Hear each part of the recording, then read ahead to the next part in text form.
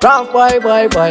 Asani, hard boy, SHC4, Ja, Likian, Boya Wamarafu, ha. Ndati zvandinoona zvakawanda zvinonditsoma zvinhu zvacho zvakaoma handikwanise kuzvikontrola ndombopinda pakaoma laifi inomborema paPiritoria kushanda ndiri kuzama kana ndaita mare ndichadzoka kumba ndombopinda pakaoma laifi inomborema paPiritoria kushanda ndiri kuzama kana ndaita mare ndichadzoka kumba handingareke ndouya kuZimbabwe kunyangwe zviome semapwe Zimbabwe idzo dzimba dzemapwe kwatinoudzwa tsumo nezvirapwe handizive ndichauya ndakura zvimwe ndichauya ndarora handizive ndichauya nemadhora nerufu pamwe ndatozvifira ndombopinda pakaoma laifi inomborema paPiritoria kushanda ndiri kuzama kana ndaita mare ndichadzoka kumba ndombopinda pakaoma laifi inomborema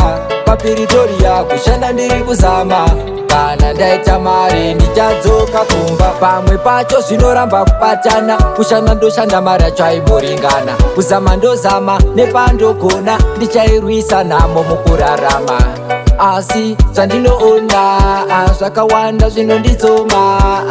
zvinhu zvacho zvakaoma handikwanise kuzvikontrola ndombopinda pakaoma laifi inomborema paPiritoria kushanda ndiri kuzama kana ndaita mare ndichadzoka kumba ndombopinda pakaoma laifi inomborema paPiritoria kushanda ndiri kuzama kana ndaita mare ndichadzoka kumba handingareke ndouya kuZimbabwe kunyangwe zviome semapwe Zimbabwe idzo dzimba dzemapwe kwatinoudzwa tsumo nezvirapwe handizive ndichauya ndakura zvimwe ndichauya ndarora handizive ndichauya nemadhora nerufu pamwe ndatozvifira ndombopinda pakaoma laifi inomborema paPiritoria kushanda ndiri kuzama kana ndaita mare ndichadzoka kumba ndombopinda pakaoma laifi inomborema paPiritoria kushanda ndiri kuzama kana ndaita mare ndichadzoka kumba